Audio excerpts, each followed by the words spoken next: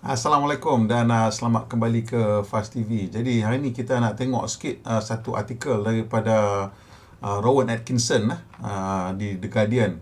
Jadi Rowan Atkinson ni memang dia terkenal sebagai seorang pelakon pelakon Mr. Bean. Tapi dia juga seorang jurutera, dia ada kelulusan kejuruteraan elektrik dan elektronik dan mempunyai masters dalam I think system control or control system or something like that lah.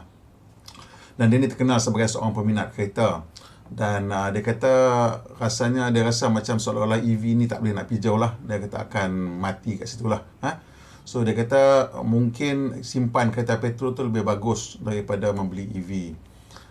Dan dia kata ada beberapa sebab alam sekitar lah sebenarnya untuk tidak pergi ke EV. So kereta elektrik ni dia kata memang satu topik yang dia patut tahu lah sebab dia belajar tentang electrical, electronic engineering, lepas tu ada master in control system, lepas tu dia minat kereta dan sebagainya. Dan dia mengaku dia antara orang yang awal membeli kereta elektrik. Dia beli kereta hybrid pertama dia 18 tahun dulu, which is probably one of the early Prius lah kot. Dan dia kata dia enjoy lah beli kereta dan pakai kereta elektrik yang pertama 9 tahun dulu, maksudnya 2014 lah, probably more Tesla Model S dan sebagainya. Dan dia enjoy. Tapi dia kata a bit soulless, wonderful, fast, quiet, dan until recently very cheap to run. Tak tahu kenapa until recently very cheap to run, mungkin harga elektrik naik ke apa ke. Saya pun tak pastilah kenapa dia kata until recently very cheap to run. Tapi dia kata sejak kebelakangan dia rasa macam tertipu.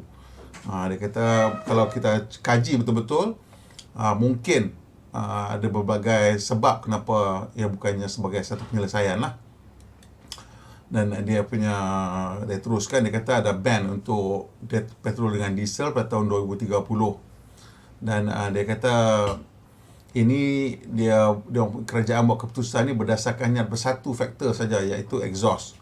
Memang betul dia kata kereta elektrik tak ada exhaust, tapi kalau kita tengok sikit ke belakang, mungkin berbeza, dia kata kan.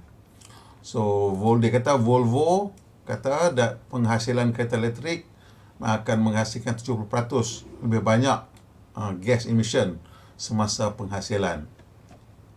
Ini berbanding dengan penghasilan kereta ais tau. So ni dalam penghasilan, yes, yang ni 70% up to 70% higher.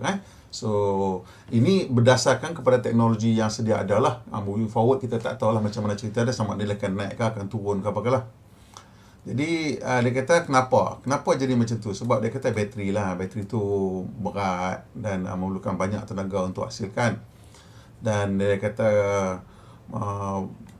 bertahan upwards of 10 years. So tak tahu berapa lama boleh bertahan, sebab setakat ni antara kereta elektrik yang awal Tesla Model S baru masuk 10 tahun, 11 tahun, dan banyak bateri masih lagi nampaknya bertahan elok je lah. Of course ada cases di mana bateri itu tak bertahan, tapi secara keseluruhan bateri-bateri kereta elektrik ni boleh melepasi 10 tahun lah. Nampaknya daripada apa sejarah yang kita ada sekarang. So dia kata sebabkan benda tu berat semua, it's a perverse choice, satu pilihan yang pelik lah untuk melawan krisis alam sekitar, krisis iklim ni. So dia kata ada benda-benda baru yang tengah nak naik, solid state, bateri yang ringan dan sebagainya. Dan dia kata ini mungkin lah yang akan boleh jadikan benda ni bagus. Tapi dia kata sementara nak tunggu tu, mungkin kita dah banyak hasilkan overweight electric cars with rapidly obsolescing batteries. So dia punya pandangan tentang overweight electric cars ni memang saya rasa tepat lah. Memang antara isu sekarang ialah bateri kereta elektrik ni adalah terlalu berat. Dan antara sebab kenapa ianya terlalu berat ialah kerana bateri itu betul. Dan bateri ni yang dia gunakan sekarang bersaiz sangat besar.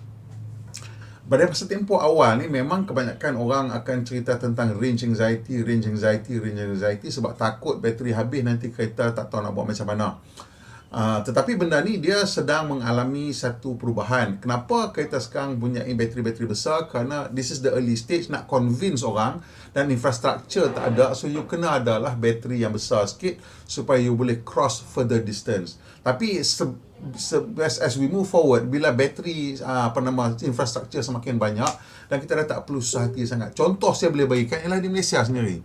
Kalau you ada kereta elektrik, tak kira lah kecil mana pun bateri dia, let's say you beli Neta V yang bateri tak sampai 40 kilowatt pun, ataupun you beli Hyundai Kona kan yang bateri 40, you beli Dolphin yang bateri 40, yang bateri kecil lah, Good Cat ke bateri 40 kWh. Kalau you nak pergi ke utara ataupun selatan, sekarang dah tak payah susah hati dah. You tak payah kat rumah kena charge sampai 100% pun. Sebab you keluar je dekat Bangi dah ada charger. Lepas tu dekat Seremban ada, dekat Air Keroh ada, dekat Pagoh ada.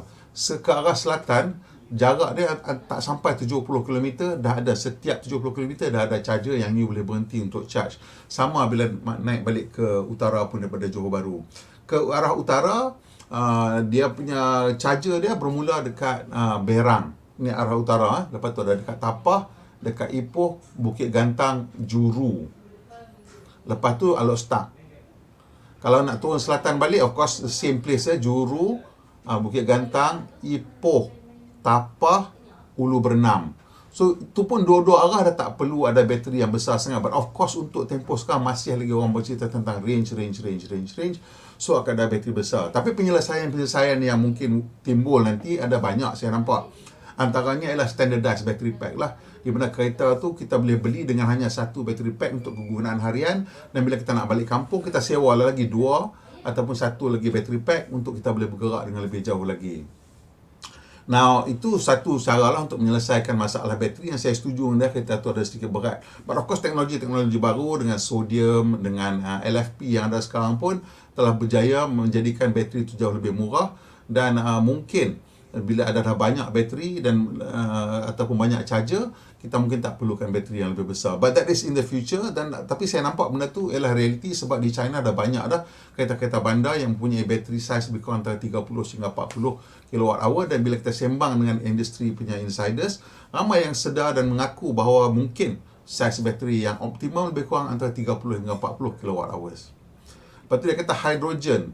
So banyak orang yang bercerita tentang hydrogen.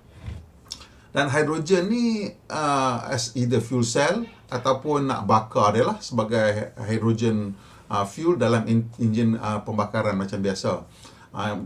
Hydrogen ni macam-macam lah masalah dia yang masih belum selesai. Antara yang utamanya ialah dia punya penyimpanan tu. So, kalau nak gunakan tekanan tinggi dan tangki itu berat lah, ataupun kalau tak nak guna tangki yang berat, nak kena guna cryo, kena ada insulation dan sebagainya. So ada macam-macam isu tentang hydrogen ni. Satu lagi ialah tentang dia punya energy efficiency dalam dia proses rantaian bekalan itu. Dan daripada you nak buat green hydrogen yang menggunakan electrolysis, kecekapan dia hanya lebih kurang 40-50%. Lepas tu dalam transport you lose some, in the using also you lose some. So in the end, hydrogen punya energy efficiency bila kita bandingkan dengan petrol, mungkin kelebihan dia sikit sangat. Tapi dia punya masalah teknikal dia banyak. So dia cerita juga lepas tu tentang lithium ion untuk truck. So dia kata mungkin terlalu berat, tak sesuai ke apa semua. Tapi untuk truck ni mungkin ada cerita lain lah, untuk long distance So memang betul lah untuk long distance heavy haulage, memang hydrogen mungkin lebih sesuai, sama ada as hydrogen fuel cell ataupun as pembakaran. Pada saya baik hydrogen fuel cell lah, sebab dan kita boleh commonize dia punya power drivetrain dia, iaitu menggunakan elektrik. So boleh pilih sama ada nak guna hydrogen fuel cell ataupun nak gunakan bateri. Itu terpulang kepada syarikat. But I think hydrogen internal combustion engine ni is the wrong way to go lah. Lepas tu dia kata, okay, let's zoom out further. Masalahnya dia kata kereta ni dah banyak atas jalan dan kita keep selling new cars every 3 years. Orang tukar kereta kerap sangat. Ini memang masalah lain. Ini tak ada kena mengena dengan kereta elektrik. Dia tak ada kena mengena dengan kereta elektrik. That's why saya kata anjakan yang sedang berlaku ni bukan hanya kepada kereta elektrik, tapi ada banyak lagi anjakan. Anjakan yang lebih besar ialah transport as a service. Di mana bila kita lakukan transport as a service dan jumlah kereta yang dihasilkan tiap-tiap tahun boleh berkurangan. Sebab kereta tersebut kita kongsikan beramai-ramai. Apa yang penting dekat sini ialah bukan jumlah kereta sebenarnya.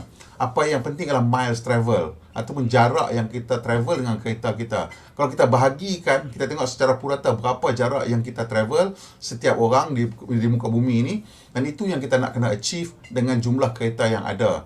Kalau kata kita gunakan kereta itu satu hari hanya sejam setengah ataupun 2 jam, dan kita boleh gandakan tempoh tersebut kepada 4 jam ataupun 6 jam, ini bermakna kita boleh kurangkan jumlah population kereta di atas jalan raya sebanyak 100% atau 50% ataupun kurang sebanyak 70%. Jadi kita boleh tinggal hanya kan 1/3 saja. Kalau dia gandakan lebih banyak, kata 4 kali, 5 kali ganda tempoh penggunaan kereta satu hari. Let's say daripada 2 jam boleh jadi sampai 10 jam, tu 5 kali gandaan. And of course the population of the car can shrink. Maybe not completely one to one. Katalah daripada 1 bilion kereta, dia mungkin tak jadi 200 juta, tapi mungkin jadi 300 ataupun 350 juta. Still a big reduction can happen. So dalam dia punya cerita ni, dia bercerita tentang juga tentang stranded asset. Stranded asset ni memang satu benda yang tak boleh nak buat apa lah. As we change technology, benda tu akan berlaku. Kalau dulu kita change daripada vacuum tube pergi ke solid state electronic, dan memang kena tinggal lah, macam-macam benda kena tinggal, tak boleh nak buat apa. Dan sekarang ni juga kita dah beranjak banyak daripada mechanical switches kepada orang panggil touch screen, pun banyak benda yang nak kena tinggalkan ke belakang. Itu tak boleh nak buat apa. Dan dia juga bercerita tentang this e-fuel ataupun synthetic fuel. Synthetic fuel pun cerita dia sama juga, dia punya cost lah apa semua. Semua these are all competing technologies lah. Cuma saya nampak bahawa dia punya penceritaan ni, dia punya fokus tu adalah terhadap satu perspektif orang yang minat kereta. Padahal kereta ni bukan dibeli oleh orang yang minat kereta. Kereta ni dibeli sebagai satu sistem pengangkutan. Dan sebagai satu sistem pengangkutan, memang kereta tu sendiri ialah satu sistem pengangkutan yang tidak cekap dari segi penggunaan sumber. Ini kita kena faham, at the core of this is that the car itself is not a very efficient use of resources. Kita dah banyak gali mineral nak buat kereta tu, besi, aluminium, segala macam benda mak nenek ada dalam kereta tu. Getah, plastik, kaca, kulit, dan semua benda-benda tu kita hanya pakai 1.5 jam, 2 jam sehari. Obviously, that is a very unsustainable way of looking at transportation. Cuma kita ada macam satu kecintaan dengan kereta ni sebab dia memberikan kita kebebasan untuk bergerak anytime we want. Dan public transportation ni dah banyak kira dimomokkan lah oleh mostly people in the auto industry lah, mengatakan itu tak bagus, lebih bagus you ada kereta sendiri. Tapi as we move forward, kebanyakan orang yang beli kereta tu dia bukan nak beli kereta. That's why the most popular cars in the world are kereta-kereta yang basic, kereta-kereta yang orang kata boring, tapi dia tak rosak, dia jarang meragam, dia cost dia rendah. So what people want is a low cost efficient form of transportation. Jadi dengan adanya beberapa teknologi yang sedang matang sekarang, antaranya ialah AI, solar dan bateri. Ini 3 benda ni dia akan bergabung dan menghasilkan satu sistem transportation yang berbeza. Dia antara tunjang dia ialah apabila solar tu menjadi murah dan tenaga elektrik tu menjadi sangat murah melalui penggunaan solar dan bateri yang murah. Jadi, adakah kita masih lagi nak menggunakan sumber tenaga yang lain? Itu antara punca utama kenapa kita akan bergerak ke elektrik. Sebab just the cost factor. And for most people, this will be the deciding factor.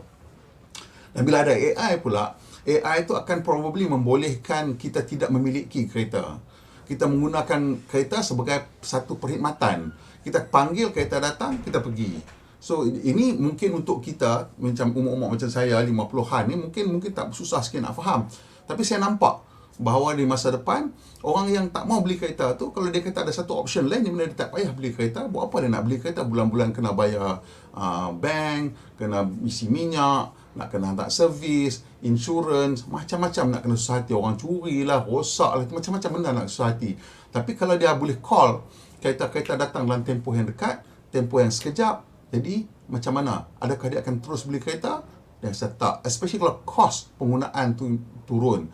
So kos penggunaan tu of course boleh turun kerana kita berkongsi kereta tersebut. Dan syarikat kereta pun dah nampak benda ni akan berlaku. Dia orang pun juga akan menghasilkan robotaksi. Itu pasal kita nampak fokus dia sekarang ialah pada robotaksi, pada AI. Because that is the bigger revolution. It's not just the change towards electric car as a mode of propulsion. Itu saya rasa satu benda yang mungkin mengelirukan. Apapun, itu pendapat saya mengenai artikel Rowan Atkinson ni. Setuju ke tak setuju, tolong komen sikit kat bawah. Dan kalau boleh minta tolong sikit, tekan butang like dan juga tekan kongsikan dengan kawan-kawan. Dan siapa yang belum subscribe tu dan you rasa video saya ni bermanfaat, tolong subscribe dan tekan butang loceng supaya tak ketinggalan bila kita buat video terbaru. Bantu Malaysia, benda berhemah. Kita jumpa lagi insyaAllah.